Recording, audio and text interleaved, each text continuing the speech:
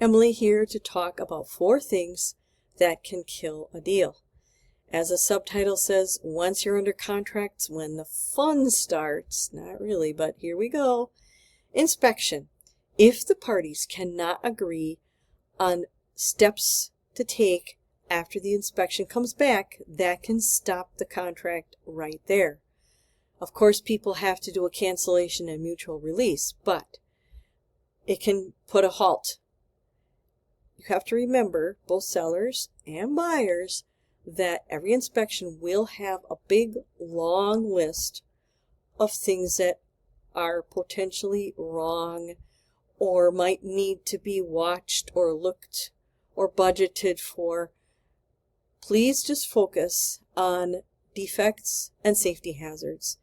So what if the furnace is 16 years old? If it is working, it will pass inspection. And buyers, please remember, the house you are buying is used.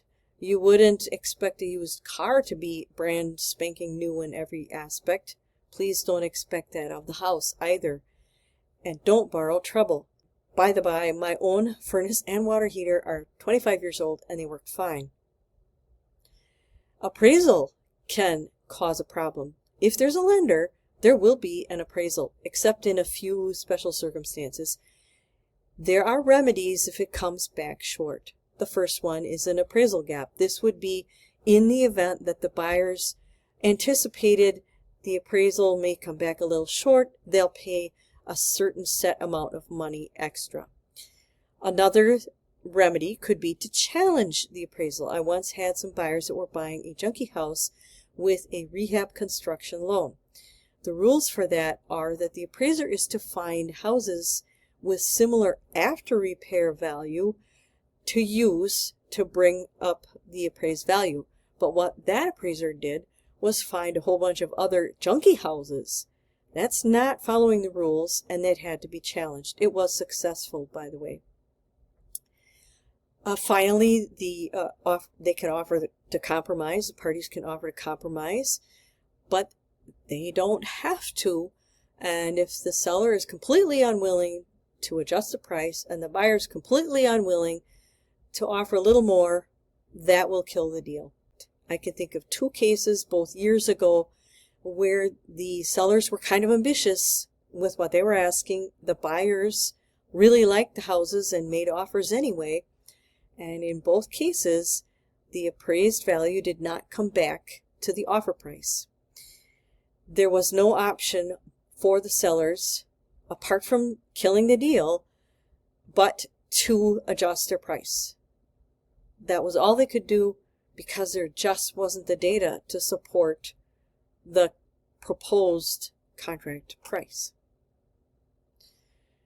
Appraisers can also call out certain conditions, and the loan process will be stopped if it's not corrected. And this goes for even conventional loans. One example, a septic system. I sold a house in winter. The seller said, yes, it needs a new septic. I will escrow. And the loan officer was trying to tell the buyer that they couldn't get a loan. I think the loan officer was new. I called them and I said, can you not do a portfolio loan so that the buyer can get the house? Because we can't install a new septic in the winter. It's impossible. And eventually they worked through that. Unsafe conditions can certainly be called out. One was a floorboard where the appraiser stood on it and it bounced up and slapped them in the face. The buyers took care of it. There was a vacant house. They said, if the seller lets us in, we will make sure that all loose floorboards are not loose anymore. Railings, or lack of, was another thing that got called out. There was a house and the basement stairway was completely open with no railings or walls or anything on either side. The appraiser said that the loan process could not continue until that was corrected, and the seller very quickly corrected it.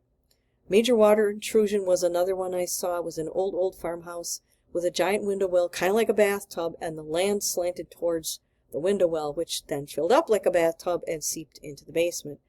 They again corrected that, but the loan process was stopped or halted until that got fixed. So being that appraisal reports come back quite late in the process, This can make everyone very anxious, and it might require extending deadlines, even the closing deadline, until they can get it fixed. However, if nobody can come to agreement on what has to happen, that will stop the loan.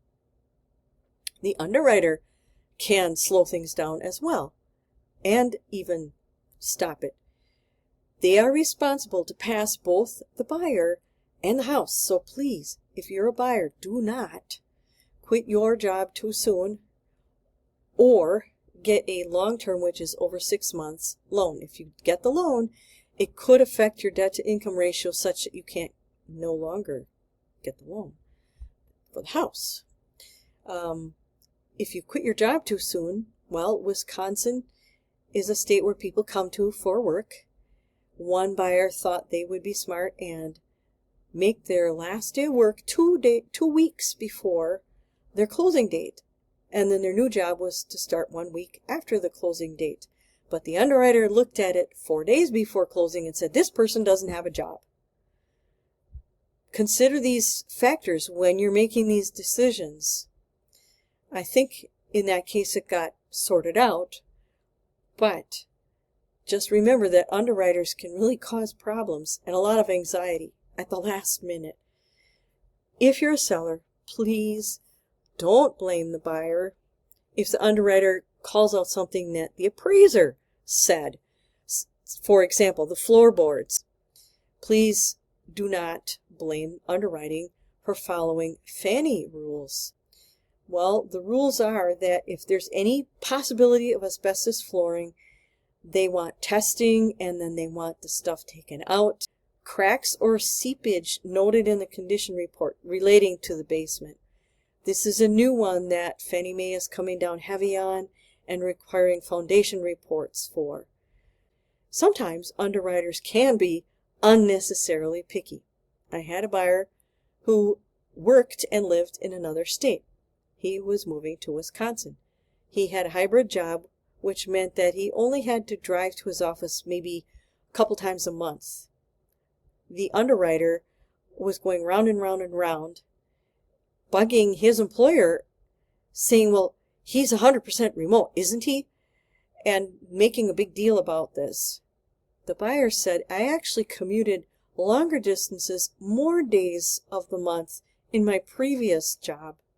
So I don't know why the underwriter is having such a fuss about this. The lender can cause problems. There's no way to sugarcoat it. Some lenders are just plain bad.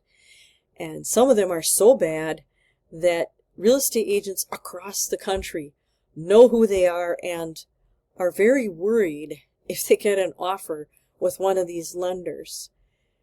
I will say that call center lenders, what I call call center lenders, these are the ones that you find online or that you might see an ad on a gas pump. They can omit needed steps. One example, if you are getting a VA loan, some of these call center lenders don't make sure that you have your COE in time.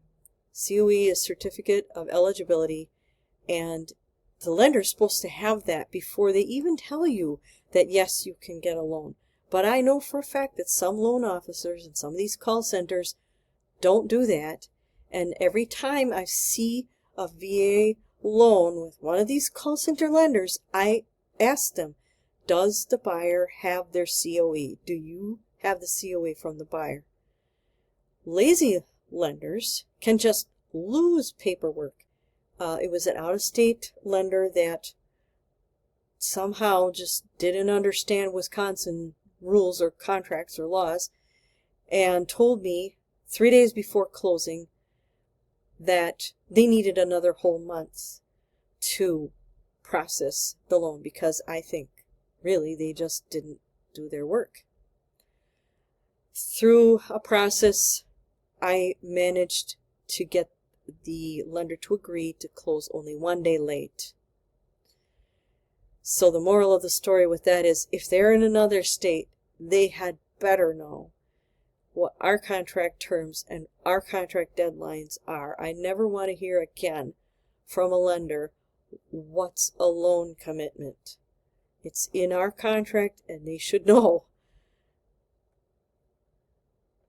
So the conclusion is, get an agent that will work for you, that will tell you what to expect, and who is good at troubleshooting. And that's it for now. This is Emily Matthews here to help you with all your real estate needs. Don't forget to subscribe. It's the little icon with my head on it. Have a wonderful day.